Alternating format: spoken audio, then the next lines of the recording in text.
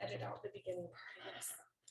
You look good? Yep. It's good to me. Okay. Oh, come to me. Okay. There. How's that? Yep. Okay. So we're looking at back camera then. Okay. We ready? Yep. Okay. Are you excited? Okay. Well, hey, everybody. Welcome back to the podcast. You are listening to the Sarah Berry Show, and I am Sarah Berry. You guys, I cannot tell you. This, I think, has been, we were just talking before we hit record, I think it's been about 2 years in the making that we solidly know for sure, but I think it's been longer. I think it's been longer that we've been trying to just sit down in the same place and talk about anything that our little hearts desire. So I have a very special guest today that I can hardly wait to share with you. This is my dear friend, Jen Atkinson, who is also an amazing author. And I hope those of you that have listened have heard of you, but if you have not, I hope you have heard of her, but if you have not, you're missing out, friends, and it's time. It is time. And today we are going to get to sit down for just a few minutes and talk about all things that relate to being an author, being a mom, running a small business from home, you know, all those little tiny things that are just so easy to do, right, Jen? Oh, so easy. So easy. I'm so excited to be here too. Yes. So welcome. If this is your first time, thank you for being here. I am still very new at this podcasting, but I am just so blessed that I have friends that agreed to get on here and we learn together, and the conversations are always so amazing and I learn something new every time. So without further ado, I'd like to introduce you to my very good friend and amazing author, Jen Atkinson. Yay, and can we hug right now? Yes. Okay, because Jen, if you're not watching this right now, you need to jump over to YouTube, because Jen is like hugging sunshine, and not like the burn kind of sunshine. She is just like the warmest. Aside from hugging your mom, she's like my favorite hugger. So the best compliment ever. And I just think, you know, there's just some people that you just meet and you connect with instantly. And Jen and I are both mothers. Yes. And usually when you're raising kids, you connect over kids. And this is a very unique situation. We didn't. No. Our kids don't know each other. No. And we live in a very, I think, small town compared to a lot of other places. And it's a pretty unique situation when you're a mom that you usually connect over kids and school things. And we didn't. And but I have known from the moment that I met Jen that we were cut from the same cloth, and she's just a special person. So yes, and that's like the biggest compliment to me, to be cut from Sarah Berry's cloth. So well, I'll take that anytime. So I have a list of questions, but we don't want to do a stuffy old podcast, do we? Okay, no. Let's do a really fun, exciting podcast. We are not stuffy old ladies. No, we are not stuffy old ladies. So to give you a little bit more background, like I said, Jen and I met through a mutual friend, Kim, if you're listening. We love you. Thank you for introducing us. But Jen is an amazing author, and I'm going to kind of turn it over to her to give you all a backdrop and just tell us, you know, the who, when, where, what, how you got started doing this. Sure. I think sometimes when you're doing something that you're very good at and very passionate, sometimes it's hard to remember back to the exact moment that things hit. But I do know that usually there's an origin story that goes with that. So I'm going to turn it over to you. So, well, if you want the very backstory, second grade, Mrs. Willing asked all her students what they would be when they grew up, and I said, I will be an author one day. And I just really, truly always loved to write, and I can't really remember a time when I did not want to be an author. Wow. Which is kind of crazy, but true. And then I got into college and I learned about different things, and I majored in special education and just had other passions as well, but writing was always there. And writing my first novel, the first novel I wrote and finished, I started many that I didn't finish, but the first one that I wrote and finished is called Am I 30 Yet? I don't think Lisa has that one up here, but it's here, I'm sure. But it's called Am I 30 Yet? And I wrote it the year I turned 30. I had 2 little tiny boys at home and just said, okay, I am going to write this book. I'm going to do it. I can do this. So I started and finished that book, and it was a hot mess, a super hot mess. I doubt that. Oh, it was. But I had done it. I finished a novel, not just started a dozen, but finished one. And that is when I knew, okay, I can write and finish any book. Not any book, but, you know, I can write and finish multiple books. And And you can edit any hot mess to be something great. So. Yeah. Well, so is it true when you're starting? So, that was your first book, but you often hear writers, and I don't follow them probably like you do, but the ones that I have kind of listened to, like the backstory of how they started writing and why, they say just sit down and just write. That when you're writing a book, you don't even always start with chapter 1. No, And I thought, well, wow, how do you do that? It's just, yeah. they describe it a lot like you just kind of write it, and then you can go back and edit it back, and of course make it, I don't want to say better, but a more finished or polished version, right? One of my favorite sayings, and I can't remember who said it, I want to say it was Stephen King, but I'm not, don't quote me on that, I'm not 100% sure, but someone smarter than me said, you can't edit a blank page. Oh. And I love that so much, because I really felt like at my 30, it really was a hot mess, and I did edit it to be something I was proud of, and something that I loved. But when you have nothing on the page, you can't edit. You can't make it wonderful. I hope you guys are writing this down. Like I said, I learned something with every interview that I do. And how many ways could that apply? I mean, to everything, yes. to crafting, to whatever yes. you want to do, to college, anything. Yeah. But yeah, just start, just begin, just go, just do, and then make it better. Fail and make it better. So, okay, that was your first book. Now tell us where it went from, because you were only 32. I'm pretty sure that was only 2 years ago, right? If you wrote that when you were 30.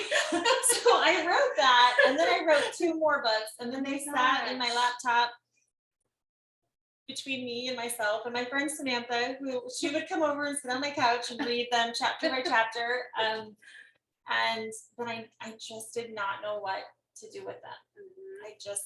I didn't know what to do with these 3 books that I had written. And so finally I went to, back in, I want to say 2014, it's been a while, I went to a writer's conference in Las Vegas, and that is where I met my publisher. Oh, wow. So my first publisher that I had, that is where I met her. And I had, you could pitch your book to publishers. They gave you like 2 opportunities to pitch your book to these different publishers and different agents who had come. So I did that. I was terrified. I was so afraid. I was talking to one man and broke the pen that I had in my hand because I was just so scared. I think writing a book is sort of like wearing a trench coat with nothing underneath, and then you decide to let someone read what you've written, and it's scary. It's just like crashing the world, which is it's true. Well, it's true. And any creatives, any authors, any artists, anybody out there listening right now, you know exactly what Jen is describing. It's not. She wasn't just putting her book out there. You feel like you're just giving exposed. Your heart. It's you out there, and I think unless you're a creative person and have ever put your work out into the world, people don't fully understand the emotion that's behind something like that. It's terrifying and wonderful and awful all at the same time. But, so I didn't even pitch to my publisher. But they did this thing called the first page read, and they had a panel of agents and publishers, and they randomly drew first pages that people had submitted. And the same person read them from the beginning, and the author, this was scary too, even though no one knew whose page was whose. The publishers and the agents would raise their hand when they would stop reading and throw it out. Oh, wow. Say, I'm done with that one. And most of them did not make it through the first paragraph. Oh my gosh. And then they would explain, this is what, it was super helpful. They would explain, this is why I stopped reading. And they made it through my entire page. That's huge. I was like, my knees were shaking under the table. It was so great. And so afterwards, my publisher, who was helping run the conference, she found me and said, I want you to submit this novel to me. So that's how I met her, and how my first book was published. It was called Like Home, and she published 2 more of my books, and then I decided to go another route. Okay. So if there are any aspiring authors out there, since we're kind of on the topic of publishing versus not, I am completely oblivious to this wheelhouse. I know it's yours. So can you kind of walk us through, if there is someone out there in their trench coat who have not yet opened it, call 1-800, no. That's right. But could you kind of just give us a little more backdrop of self-published versus hiring a publisher, Absolutely. pro cons, that kind of thing. So I have done both now. I have indie published, which is independent publishing, as well as traditional publishing, which is using a publisher. And the thing that I didn't realize when I was first starting out is that independent publishing is a choice. It's an option, and it's one that you can be really successful at. It's just got different routes that you go, and you have a little bit more creative control. So when you submit to a publisher, you can use an agent. You have to submit to an agent if you do it that way, be accepted by an agent, and then they will help you submit to different publishers. Okay, so you're not just out there alone necessarily. You Right. still have someone that kind of Right. guides the process. If you go that route. So Okay. there's a couple of routes. So if Okay. you traditionally publish, you can go the route of an agent, which means you have to find an agent, and then your agent will help you find a publisher. Okay. Or you can submit to publishers on your own. Okay. So where I went to this writers conference and my publisher said, I want you to submit to me, I did not have an agent because of that. Wow. So like I said, my publisher published 3 books for me, but there were certain things that I had to sacrifice, right? You don't make quite as much money, and the average pay for a traditionally published author is 10%. Oh my gosh, 10%? 10%. So when you, like, big publisher, small publisher, it does not matter. No. So when you buy my book on Amazon and it's $17, I make $1.70 from that. Oh my goodness. Because the publisher has to pay their editors, they have to pay their cover artists, they have to pay themselves, right? They have to pay all these people. So I am just one of the other people that they have to pay. Wow. So there's pros and cons to both. Some publishers are really good about helping you learn marketing, and mine was not. So I had 3 books published with this company, and I wasn't happy with my covers, and they changed the name of Am I 30 Yet, which I don't know why, but I loved the name of that book, and I felt like that was the correct name for that book. And my arguments failed. And in the end, because they are paying for everything, they do have the last say. So traditionally published, it's still your baby, but they do have the last say on a lot of things. Oh, books are falling. It wasn't us. So that was one thing. I didn't ever think of myself as controlling until I started publishing books.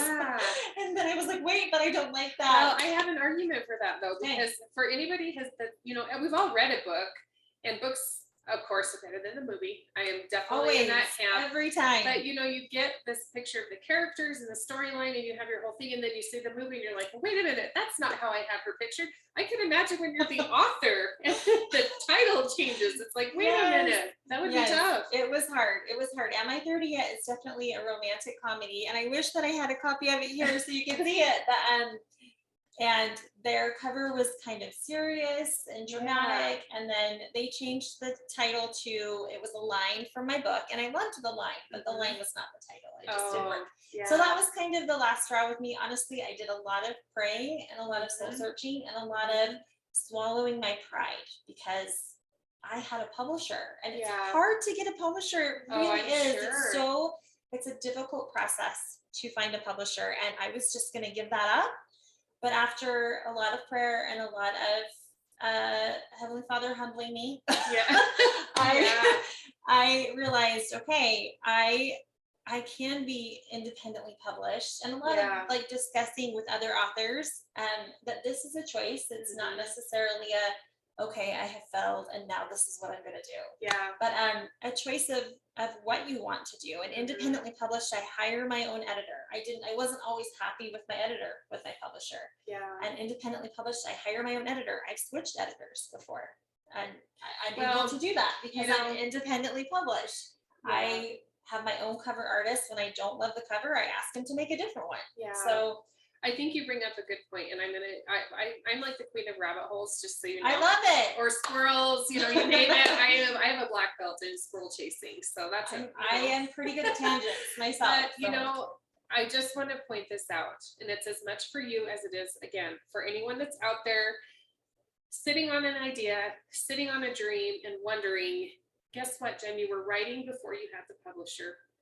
You're still writing after you have the publisher, and I think it's easy to get caught up in the when am I going to be official? When am I really an author? When am I really an artist? When am I really in business? And the truth is, you guys, you're already doing it. You were probably doing it before. And I think it's easy to get caught up in all that, isn't it? I think it is. And I did. And I did have a sweet friend point that out to me. You are an author. You are a writer, whether no matter which way you publish, you are. Yeah. And I've been so much happier. Isn't it interesting? Yes. You don't realize what's holding you back until you cast it off. And it's like, oh my gosh, I was my own roadblock with this a lot of times. So. Oh, I absolutely was. Yeah. So okay. So no publisher now. Nope. Okay, tell us what you're doing now.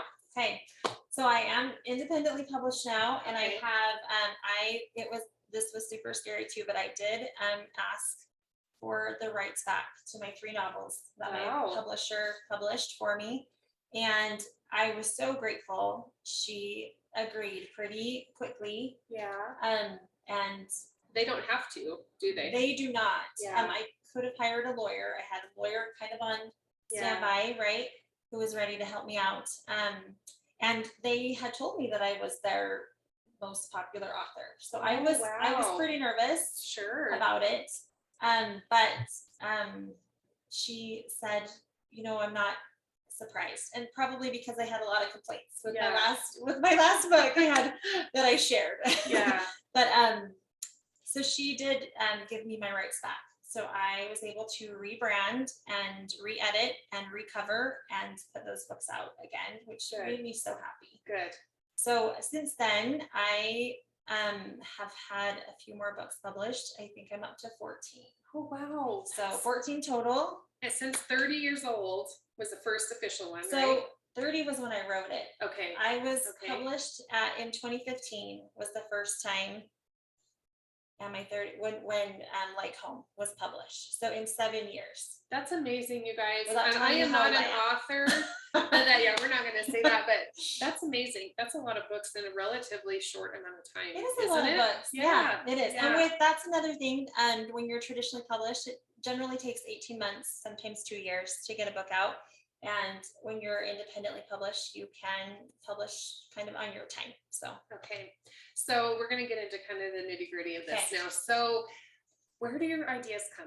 When do they come? Like I know that I do my best thinking in the shower, or like heaven forbid at 3 a.m. when you should be sleeping, the most random things. And I think I've had some wonderful bosses. I've worked in some wonderful organizations, but now that I am running my own business, first of all, if I had a nickel for every time someone said, wow, you can work whenever you want, I would get retired, because if you're not working, you're not making money when you're a small business. But I think it's business hours, just like anybody else. I know, it's crazy. And I think, I don't want to paint everything with a broad brush, but I think when you are a creative minded person, it's difficult to switch on an 8 to 5 kind of situation in terms of creativity or producing a body of work. So when do you get your ideas? Where do they come from? How do you start to capture them? I mean, walk us through kind of just the first spark and where it goes from there. So, and first I wanted to say, you had said that, oh gosh, I just lost my train of thought. I do that too. I'm so bad at that. Okay, never mind. I'll just go back to the first spark. It'll come back. Yes, maybe. Who knows? But it's funny. I have gotten ideas for books in so many different ways. Like Home was my first book published, and I kind of just go through everyday life things. And then I guess I'm dramatic because I think about, what if this happened? But like Home, when it was that idea sparked because I saw a big red fire truck outside of Walmart, and I was walking my little boy in, and he waved, and a cute little fireman waved back at him, and that's the scene in the book. Oh my gosh. So it's definitely not chapter 1 like you had mentioned, but it's in the middle there, and that's kind of where that idea sparked from. One of my most favorite books is this one right here. Yes, we get to see, you guys, if you're not on YouTube, please, thank you for listening, but jump to YouTube, because you're going to get to see the beautiful covers, the beautiful Jen holding her books. This is like a treat today. So this is one of my most favorite books that I have written. This book holds a lot of my heart. It's so good, you guys. Yay! It's so good. And this book sparked because I was at my mother-in-law's house, and she had out her grandma's journals. Oh my And gosh. I started reading through these journals, Minnie's journals. And this That was her name, was Minnie. Yeah. Oh, it just makes, I just feel like the hair on the back of my neck is standing up. And Amelia was not based around Minnie, but I wrote about Amelia because of Minnie and the ideas that sparked as I wrote that. And the funny thing is, a relative of my husband's contacted me, and I had never met this person before, but they had read the book and told me that I wrote Grandma Minnie just perfectly. Oh, what a huge And compliment. I wasn't writing Grandma Minnie. Yeah. I made up a story and it reminded them of her. But her journal is what sparked Wow. the idea for this book. Okay, So, Knowing Amelia. If you can't see it, the book we're talking about is Knowing Amelia.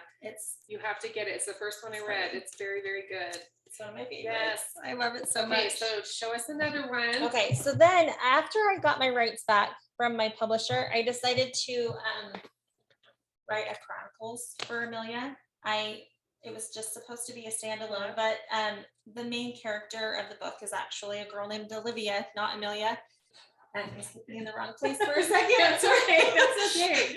And Olivia has a brother and a sister. And so I created this little chronicles. We have Love and Mercy. This is her brother. And then Dear Kate, this is her sister. Oh. And then because of Janie, have you read these? I have not There read those we yet. go. No. And then because of Janie is actually a prequel that's about like the main character, the main love interest. It's about his parents. Oh. So you learn just like a little smidgen about them in Knowing Amelia, but I always just kind of had a little inkling of a story for them in my head. You know, I love it when authors do that because, like I said, when you're reading along and you get, your own pictures, and you kind of, you really get invested because they're good. After you end a book, there is a real thing of like almost grieving when you're finished with the book. And I love when authors do those side stories and, flesh out characters that maybe you wouldn't know otherwise. It's been really fun. Yeah. I love Knowing Amelia so much. I wasn't sure about it. I didn't want to mess up that story, but I have loved it so much, giving each of her siblings their own story. And then the main character, Olivia, letting you know what happens with her, because she's in all of the books besides Because of Janie, because of Janie takes place in 1970. So. Oh gosh, I'm going to have to get those. That's fun. They're super fun.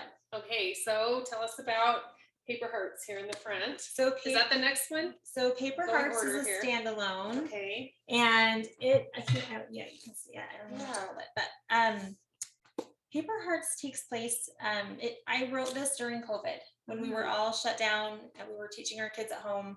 Or teachers were trying to teach our kids at home, that shall not be named. Right? And I think this was my tangent that I thought of and then lost, that I was going to bring up. But see, we're back. Yes, we're back. You told me I would remember, and I totally did. But sometimes you were saying that sometimes we wait for that spark of inspiration, and how that's hard to run a business like that sometimes. Yeah. So with this story, I told myself, okay, whether I'm inspired or not, I am going to write. I'm going to write this book, and I'm going to write it quickly. I can't leave my house. I can't go to the store. I can't, So I would get my kids set up for school, and then I would go back to my room, and I wrote it on my husband's grandmother's sewing table. Oh, wow. We had 4 kids at home. We didn't have enough desks. I actually had 3 kids. My other son wasn't at home, but we didn't have enough desks. So I wrote it on my husband's grandmother's sewing table, and I wrote this book in 4 weeks. And I had never ever written a book so quickly,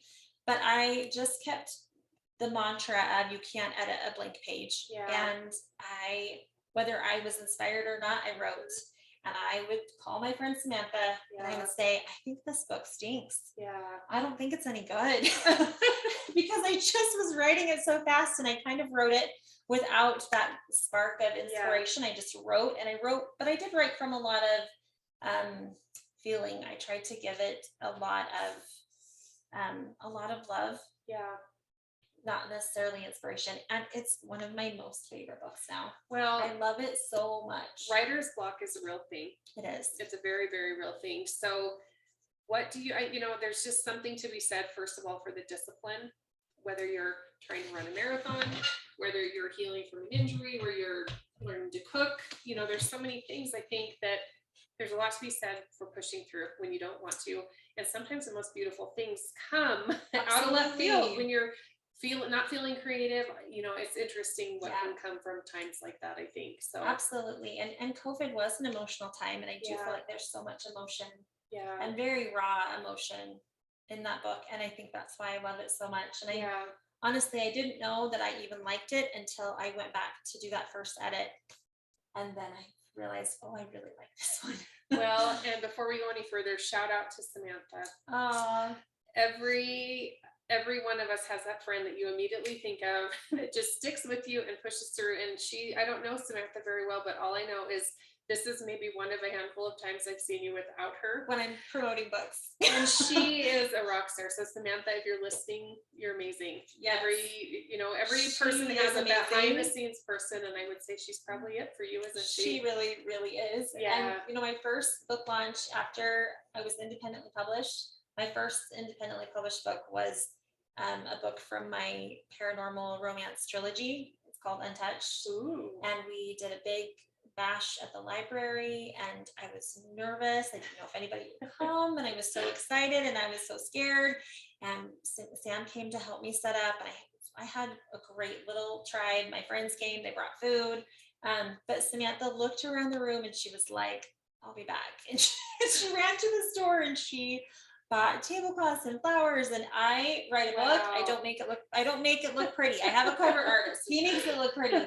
And she made it look so pretty. And I was so thankful that, she was in my corner. Yeah. Every good person has a lot of people behind them doing this. So for sure. I just want to recognize her for that. So, okay, there's more books over there. Tell us about the other ones. Okay. This is Surviving Emma. And this book baby feels so special to me. I love this one so much. I love that you call it a book baby. It's like a child. It really is.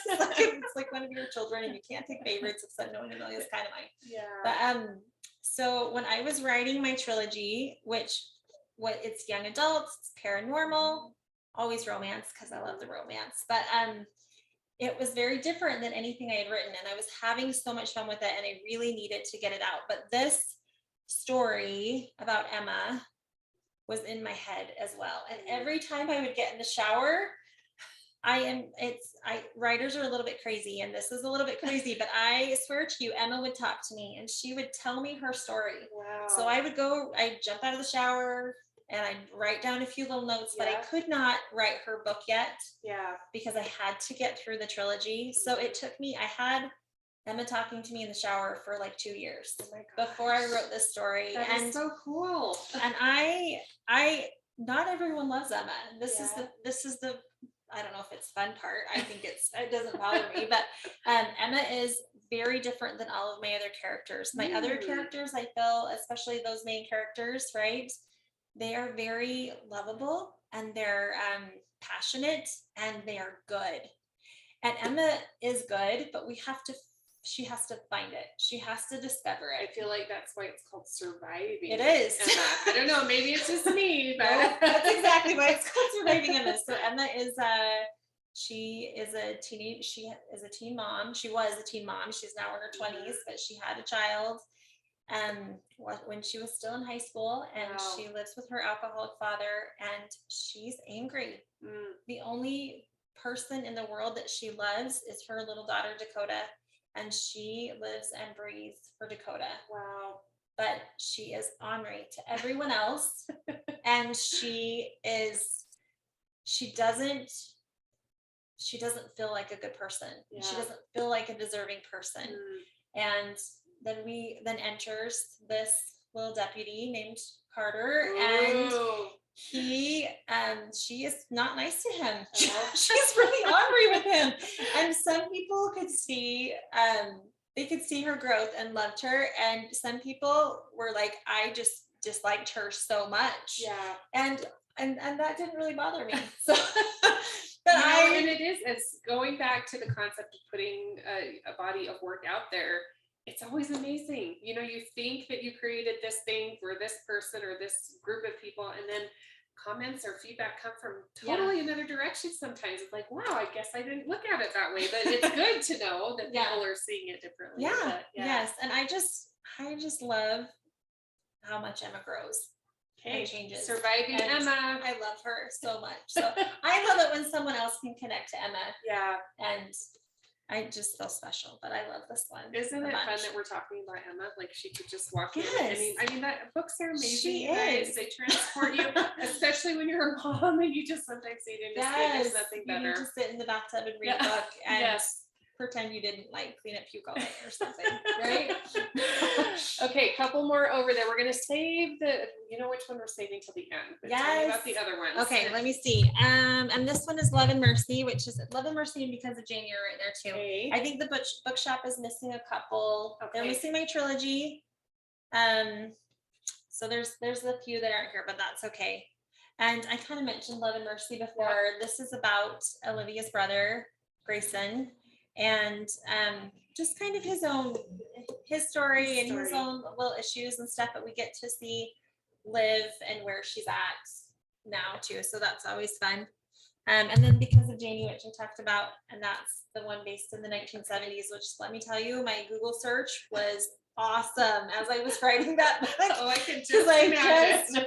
I looked at clothing and I looked at the way people spoke and slang and just things that were happening, and it was a hoot. My history was hilarious. My internet history. So what were they thinking in the 70s? I don't know, but it was very colorful. There was a lot of stuff going on in the 70s. I found. I'm a 70s baby, so we will. Too. That's beside the point. Okay, so you guys, we're going to talk about. We're going to feature the newest book here in just a minute, but before we do that, I want to give a shout out to Lisa Ryberg. We, again, if you're not on YouTube and watching, you're missing this beautiful hometown bookstore. And you guys, it's so just beautiful. Like what you see when you walk in on a movie. You just want to grab a hot drink and a cozy book and a cozy corner. And so thank you to Lisa at Sidekicks Book Bar for letting us host. She's a fellow small business person, and I love all day long to support fellow small business people living out their dreams and supporting the dreams of others. If you have not been to a book launch for Jen, stay tuned when she does her next one. This is just a really fun environment. I've been to a couple of them here and they're really, really fun. They're fantastic. Lisa's amazing. Yes. She's been so good to me. So Lisa is really good about supporting the community as well. Yeah. So if you are local to Sweetwater County, Wyoming, or the surrounding area, 100 miles any direction, please stop in. Sidekicks has so much to offer. You can pick up Jen's books here. I know her newest one is on the way. But for those of you that are listening over the miles and you can't come, where would you like them to go? So if you can't wait for Sidekicks to get it in, or if you are not here, you're going to find it on Amazon. Amazon is our main supplier right now. So. And this is interesting. We were talking again before I hit record on this. I know it's important to leave reviews. Yes. There's so many ways you can support a small business, and of course, buy the books. So, number one, buy the books, but there's lots of different ways that you can really bolster a small business along. And I know how important reviews are, but Jen was just telling me it's really interesting, especially through a launch, if everybody just goes on the first day, but nobody buys the second day, what happens? So it kind of teaches the Amazon algorithm that your book actually isn't that important or isn't that popular, or people really aren't searching for it. So it's more of a mountain climb. They want you to start at the bottom and get to the top, right? You have to take each step at a time. So it is really important that there are sales every day, and those we talked about, like those pre-order sales, those are really important and helpful too. If you see a book up for pre-order and you know you're going to buy it when it comes out, pre-order it. It is super helpful and super awesome. But even just, and we were talking about leaving your review. You can leave reviews on Amazon and Goodreads. You can share on your social media and tell people what you thought of the book. And I think sometimes people think when they leave a review, they have to write a blurb about the book. And you really don't have to do that. You can just write, I loved this story, or this was a fun read. Mm-hmm. It can be short and sweet, and even those reviews are super helpful. Yeah, that's good to know. So, okay, so you know where to get the books. We have a big one to announce today, don't we? Are you excited? I'm so excited. Jen has a new book, you guys. Yay. This is a big deal. A new book baby. A new book I know I baby. have to call it that now. So, all right. So the big lead up to the end. Tell us about the new one. Okay. So this one, the idea for this book is kind of a fun story. Okay. So last year I was teaching at the high school and I taught resource English to 10th graders. And so my classes were pretty small because we were resource. And one of the things that we did as we were learning to write creatively, I had a digital randomizer that I found on the internet. And it had like a bar that you clicked on and it would pull down and it would randomly give you a bunch of different things that you had to include in your creative writing. So as I was showing my students how to use this, I clicked on the randomizer and up came, the character was a nurse. Okay. The happening was they witnessed a crime. Oh boy. Gosh, I'm gonna forget. There was like a couple of other things in there, right? With just setting and what happens. And I took a screenshot of it because I was like, oh, I kind of like that. So I took a screenshot of the randomizer and I decided to write a murder mystery romance, of course, because I'm a romance girl, but a murder mystery romance based on what I got through that randomizer. Okay, but it's not just any, so tell us your tagline. You guys, Okay. This is the best. It's on the back of the book and I absolutely love it. Well, and I also have to give another shout out because I'm terrible at blurbs and taglines. I did write this blurb, but when I was figuring out the tagline, I was messing with a bunch of different things. And my dear friend Kim Cutler, she reworded some of what I had and just put it together a little bit differently and added a little bit and took away a little bit. And so my hook, Kim refined and finished for me. And she made it amazing.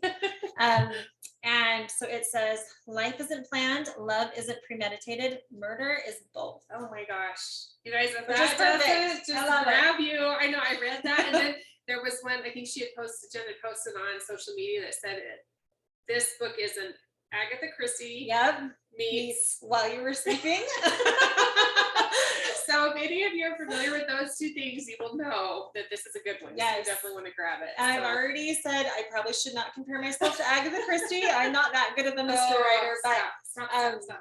But it's kind of a combination of this mystery and this little funny love story. Yeah. So okay, you guys. So in celebration of this new book, Jen is doing her own giveaway, but we're gonna up the ante. You want to up the ante? Yes. Let's do something fun. I love giveaways. If you've been around me at all, you know that I love a good giveaway, a good party. So let's give a book away. Let's do it. But let's make sure it's a signed book by Jen. Will you sign the book? Absolutely. Okay, so tell them about your giveaway, then I'm going to tell them about mine. Okay, so my giveaway, normally we do a big launch at the bookstore and it's so much fun and so fantastic. But again, I am teaching this year. I'm not teaching next year. I'm writing full-time next year, which I'm so excited Yay! about. But I'm teaching this year and my schedule and Lisa's schedule kind of just clashed and did not go together. So we're doing an online launch, but for fun, the giveaway, it would have been easier in the bookstore, which is why I mentioned it. But so for the giveaway, you can take a selfie of yourself with the book, even a digital copy of the book. So you know, holding a phone or something. Get those Kindles out or whatever you think is fun. Or you can just set the book up next to something pretty. I know I had a gal set it up like on her the table when you walk into her house. She set it on her table.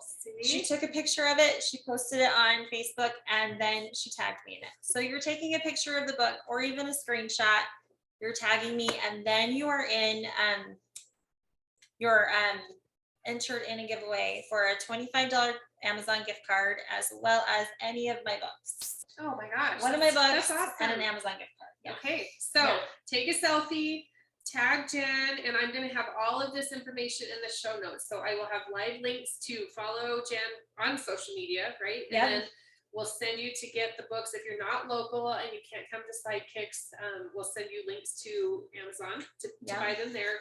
But Jen's going to sign a copy, you guys. That's a big deal. That's a really big deal to have a signed copy by the author. So, and then for me, because we're going to just up the ante there. So that's Jen's giveaway. I will also have a signed copy of the book. And I want you to, first of all, you're listening to this podcast Please review it and please share this episode with a fellow friend that would love this style of writing, that would love Jen. I promise you, you will. Make sure you're following her, but please review the podcast. Take a picture, screenshot, something showing that you've done that, and share and tag with a friend, and you will be entered to win. And I think your drawing is May 23rd. Yep, that's my anniversary. Oh, well, happy Easy day for me anniversary. to remember. So hers will come before mine. I think this podcast will air in about a week. What day is today? The 9th or 10th? What are we? Today is the 9th. Okay, so we're going to be airing within a week. So let's go to the end of May. Let's do Memorial Weekend. I will be giving away one of Jen's signed books. Yay! So please follow all the steps and do that, and you will get your name in the hat to win that. So, okay, are you ready? I want to have a few rapid fire questions, and they're completely unrelated. Are you ready? Oh, gosh, rapid fire. These are the fun ones. Okay, here we go. Really fast. Number 1, time should always. I love to see facial expressions. I'm supposed to finish? Yes, time should always Stand still. I could see that. I could see that. Okay, don't think too much. Number 2, taking breaks is good. It's very good. Not very often. Okay, number 3, every day I must. Right. Oh, good advice. Good advice. Number 4, you excel in business or with your passion when. Am I giving advice? Yeah. Oh, you can say whatever you want. Read that last Okay, one. you excel in business or a passion when you try. Ooh, I like how simplified that is, but it's very true. I'm a simple girl. No, I love it. I love it. Okay, number 5. I asked all my podcast guests this. I should have told you that. And I don't think I've had 2 answers the same, which is really interesting. Yeah. Okay, number 5.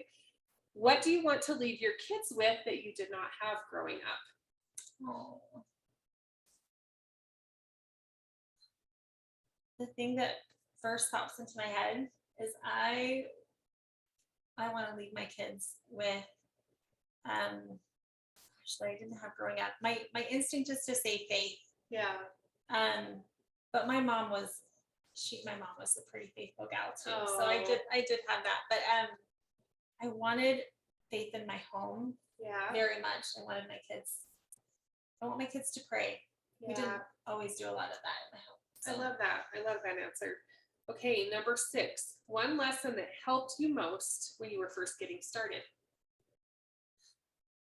I have to go back to you can't edit a blank page. That is my favorite writing mantra. And when I am stuck or not feeling it, I just have to remind myself, just do it. Yeah. Just do it. And even I have cut whole chapters before, but I've also taken something that was not great and made it pretty awesome. I think you guys, I really think that's going to stick with me today. That was like the one takeaway. It's like, oh my gosh, that can be applied so many different ways. I love that. So someone else said it. I can't remember who.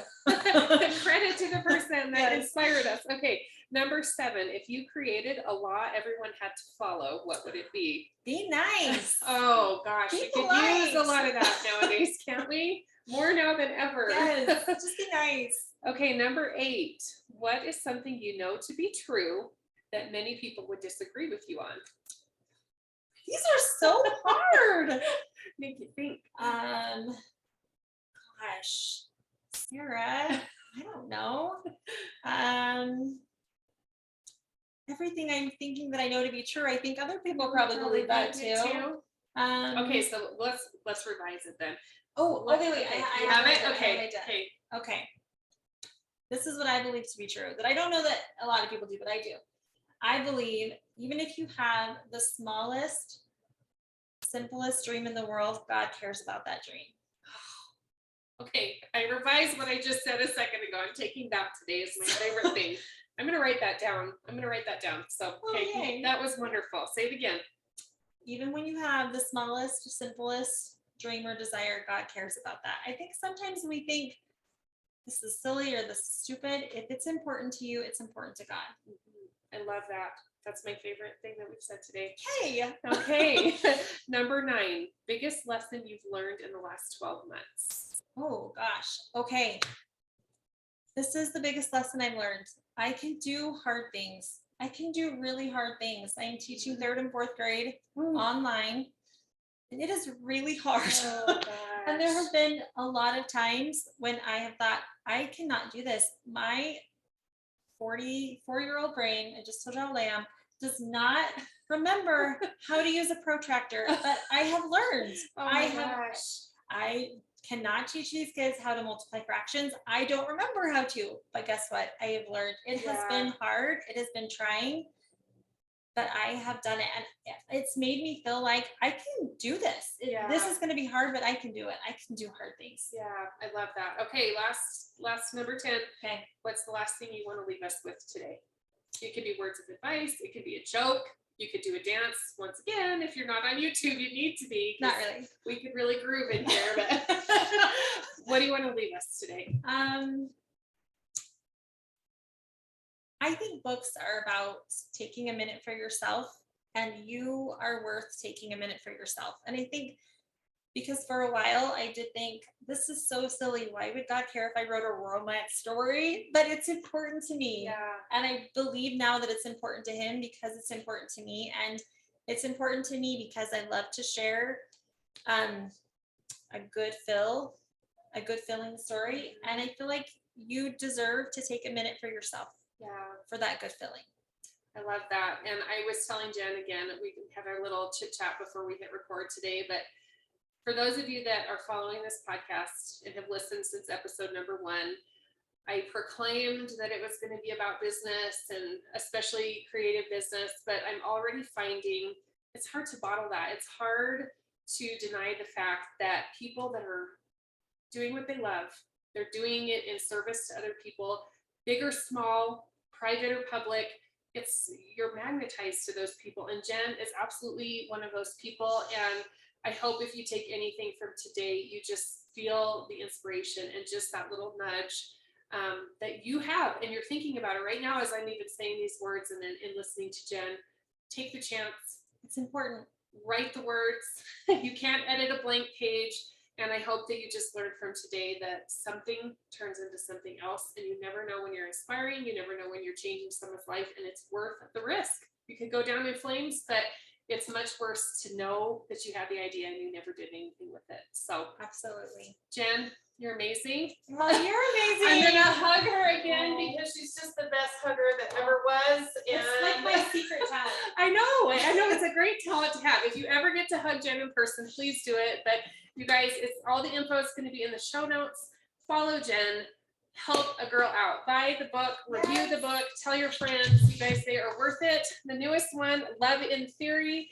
Come to Sidekicks and pick it up here, or go to Amazon and grab your copy there. So Jen, will you come back again? Yes. Okay, I feel like we need to do another one of these. Each time there's a new book, or just for fun. We need to do this. It took us 2 years at least to do today, and I'm so grateful. Me too. All right. Thank you guys. We'll see you the next time. That was so fun.